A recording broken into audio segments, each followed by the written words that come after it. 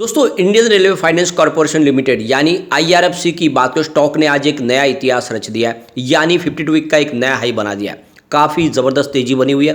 Stock profit booking के बाद फिर से दौड़ने को तैयार है। यहाँ पे देखें तो दूसरे रेलवे के शेयर भी दौड़ रहे हैं और इसके पीछे है बहुत बड़ी गुड न्यूज। क्या है वो गुड न्यूज, उसको समझने की कोशिश करेंगे।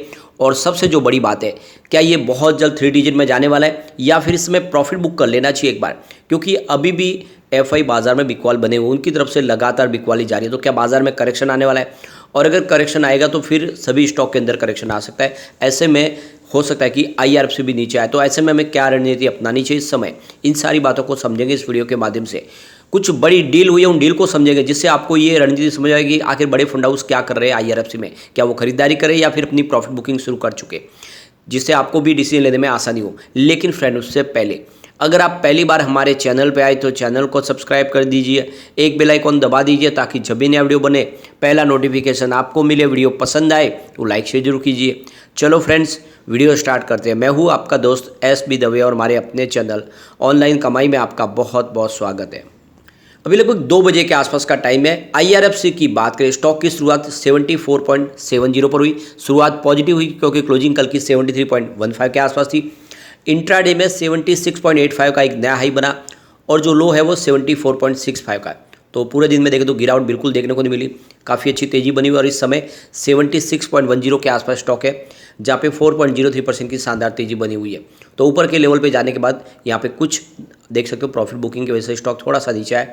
यहाँ पे आप देख ही सकते हो कि 20.80 52 वीक का लो है और जो हाई है वो 76.85 का जो आज इसने रिसेंटली बनाया है। तो बिल्कुल एक नया इतिहास रचा आज आईआरएफसी ने। वॉल्यूम देखें तो पिछले एक महीने पहले इसका 17 करोड़ का वॉल्यूम था, 4 करोड़ की डिले उठाई गई थी। 1 वीक पहले 37 करोड़ का वॉल्यूम था, 7 करोड़ की डिले उठाई गई थी। कल 22 करोड़ का वॉल्यूम था, 5 करोड़ की डिले उठाई गई थी और आज लगभग 1:30 बजे के पहले ही 15 करोड़ का वॉल्यूम हो चुका है। अब वॉल्यूम के मामले में आज नंबर 5 पे यानी टॉप 5 में है। यहाँ पे देख सकते हो आईआरएफसी सबसे ऊपर, जेपी पावर है, फिर जीटीएल इंफ्रा है, उसके बाद रतन इंडिया पावर और फिर रिलायंस पावर है। अब यहाँ पे इसकी परफॉर्मेंस अगर आप देखें, 1 सितंबर को स्टॉक 55.75 के आसपास था, 11.1% की तेजी बनी। 4 सितंबर की बात करें, स्टॉक 66.70 के आसपास आया, 20% के अपर सर्किट के साथ में। 5 सितंबर की बात करें, स्टॉक 72.25 के आसपास था, जहाँ पे 8.3% की तेजी बनी। और 6 सितंबर को आ गई प्रॉफिट बुकिंग और स्टॉक आया 68.75 के आसपास, लगभग 4.85% यानी 5% की गिरावट के साथ में। लेकिन 7 सितंबर को स्टॉक फिर से दौड़ा, 73.15 के आसपास आया, 6.4% की तेज़ी के साथ और आज भी लगभग 4% की तेज़ी। स्टॉक लगातार दौड़ा, बीच में प्रॉफिट बुकिंग थोड़ी सी जरूर आ रही है। अब पिछले 2 साल के हिसाब से इसने 231% का पॉजिटिव रिटर्न दिया है। 1 ईयर के हिसाब से देखें तो 234% का पॉजिटिव रिटर्न है। 6 मंथ के हिसाब से स्टॉक ने 171% का बम्पर रिटर्न दिया है। 3 मंथ की ही बात करें, स्टॉक ने 127% का ज़बरदस्त रिटर्न दिया, यानी पैसे आपके डबल से ज़्यादा हो चुके हैं। सिर्फ 1 महीने में ही 51% का ज़बरदस्त रिटर्न दिया स्टॉक ने। 1 वीक के अंदर 36% का ज़बरदस्त रिटर्न दिया स्टॉक ने और 1 डे के हिसाब से भी 4% की दीजिए। ओवरऑल इसका रिटर्न बहुत अच्छा और ये मल्टीबैगर साबित हुआ स्टॉक। अब यहाँ पे इस तेज़ी के पहले स्टॉक बहुत समय तक कंसोलिडेशन मोड में रहा, लोग बहुत ज़्यादा परेशान हुए इसमें। अब जैसे कि आईपीओ आने के बाद ही इसमें देखें तो प्राइस नीचे आई, तो देख सकते हो कि 30 अप्रैल 2021 को 21.30 के आसपास स्टॉक था और ये 21 के आसपास बहुत समय तक पड़ा रहा। आप ये देखें 30 अप्रैल 2021 से लेकर अगर आप देखें तो 21 अक्टूबर 2022 तक काफ़ी बड़ा पीरियड आपको 21.35 के आसपास दिखाई देगा। यानी 21 की रेंज में स्टॉक आपको कितने समय तक, करीब 1.5 साल तक कह सकते हैं कि स्टॉक एक ही जगह पे पड़ा रहा। लोग बहुत ज़्यादा परेशान होते हैं, लेकिन आपको पता होगा उस समय भी मैंने वीडियो बनाया था और कहा था कि इसमें आप इन्वेस्टमेंट कीजिए, यह आने वाले समय आपको एक अच्छा रिटर्न देगा और बिल्कुल वो समय आया है। और ऐसे ही स्टॉक काफ़ी समय तक फिर से पड़ा रहा। आप ये देख सकते हो कि जब इसका दूसरा कंसोलिडेशन मोड शुरू हुआ तो आप देखते 25 नवंबर 2022 को स्टॉक 31.80 के आसपास था और वहाँ से अगर आप देखें तो ये 13 जुलाई 2023 तक उसी रेंज के आसपास, 32 के आसपास था स्टॉक। तो ये एक बहुत बड़ा पीरियड और आया जिसमें ये फिर से 32 के आसपास स्टॉक आपको दिखाई दिया काफ़ी समय तक, जिसमें बीच में 2 बार ये 37 तक भी जाके आया, लेकिन फिर से ये 32 के आसपास ही रहा। ये पीरियड भी करीब 8 महीने के आसपास का। तो आप ये समझ ही सकते हो कि काफ़ी ज़्यादा इसमें कंसोलिडेशन हो चुका है और अब एक नई तेजी के लिए स्टॉक तैयार हो चुका है और उसके बाद रुका नहीं, लगातार दौड़ ही रहा है। अब यहाँ पे जो आज लेटेस्ट जो तेजी बन रही है, इसके पीछे एक बड़ी अपडेट निकल के आ रही है।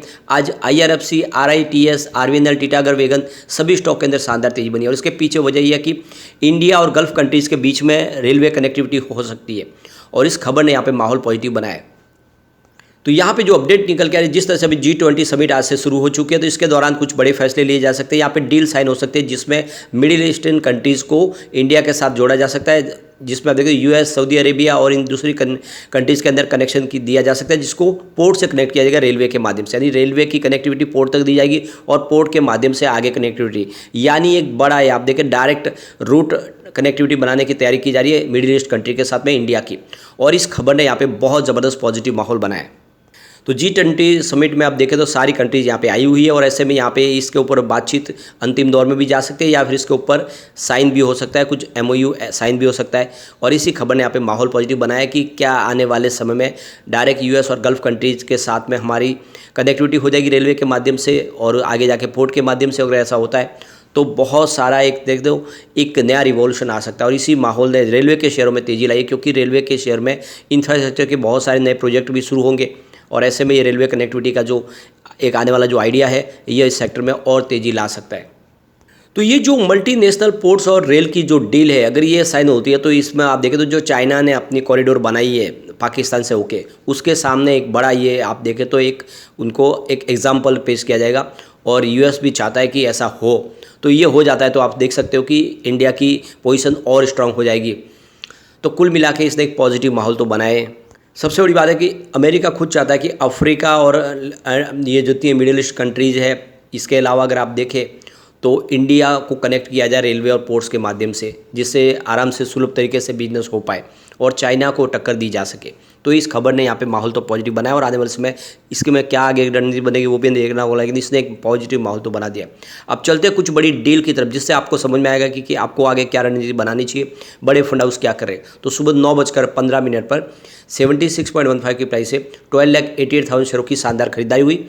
लेकिन उसके बाद उसी समय 9:15 पर 75.65 की प्राइस से 16,04,000 शेयरों की प्रॉफिट बुकिंग हुई। फिर 9:15 पर 75.85 की प्राइस से 12,07,000 शेयरों की एक प्रॉफिट बुकिंग और हुई। उसके बाद 9:42 पर 75 की प्राइस से 11,84,000 शेयरों की शानदार खरीदारी हुई। तो उसके बाद 11:45 पर 76 की प्राइस से 13,75,000 शेयरों की फिर से प्रॉफिट बुकिंग हुई। फिर 12:51 पर 76.40 की प्राइस से 16,61,000 शेयरों की एक बड़ी खरीदारी हुई। उसके बाद 1:02 पर 76.55 की प्राइस से 10,55,000 शेयरों की एक बड़ी खरीदारी और हुई। और जैसे कि बड़े फंड हाउस की खरीदारी हुई, उसी वजह से आज देखें तो एक नई हाई बन गई और रिकॉर्ड तौर 52 वीक के हाई के बाद में ऊपर से कुछ प्रॉफिट बुकिंग हो रही है। लेकिन इसमें प्रॉफिट बुकिंग में जो आज देखें तो कम है, आप देखें खरीदारी ज़्यादा है और ये इशारा है कि स्टॉक अभी भी आगे जा सकता है।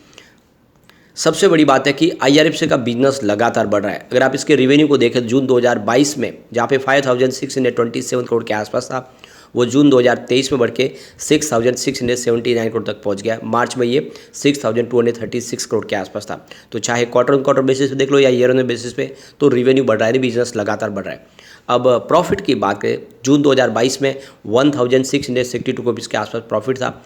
इस बार प्रॉफिट जून 2023 में कम होकर 1,557 करोड़ तक पहुंच गया। लेकिन अगर इसको कंपेयर करें मार्च से, तो तेज़ी से बढ़ा है। मार्च में मात्र 1,328 करोड़ का ही प्रॉफिट था। तो क्वार्टर ऑन क्वार्टर बेसिस पे तो प्रॉफिट ज़बरदस्त बढ़ा है। ईयर ऑन बेसिस पे प्रॉफिट जरूर कम हुआ है, लेकिन उससे कोई चिंता नहीं। जिस तरह से इनके लगातार प्रोजेक्ट बढ़ रहे, सरकार की तरफ से अनाउंसमेंट हो रही है, ये कमाल कर सकता है स्टॉक। यहाँ पे नेटवर्थ भी बढ़ रहा है। जून 2022 में जहाँ पे 42,657 करोड़ के आसपास था, वो जून 2023 में बढ़ के 47,034 करोड़ तक पहुँच गया है।